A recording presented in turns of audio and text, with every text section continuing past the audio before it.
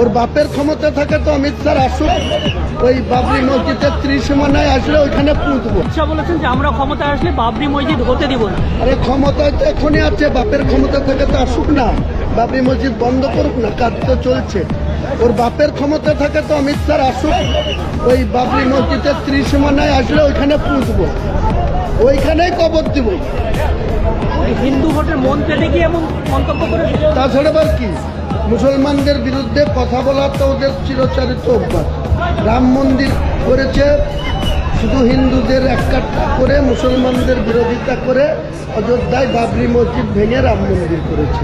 এখন যখন আমি বাবরি মসজিদ করছি, এত ক্ষমতাটা মমতা ব্যানার্জিরও তো উচিত ছিল তখন আমাকে ক্ষমতা প্রয়োগ করে অ্যারেস্ট করে আমার ভিত্তি স্থাপন বন্ধ করতে পারতো। এখনো তো কাজ চলছে, তো আটকাক না, দেখি কত ক্ষমতা। ভোটের পরে কেন, এখনই আটকাক, আসুক, কতক্ষণ আসবে।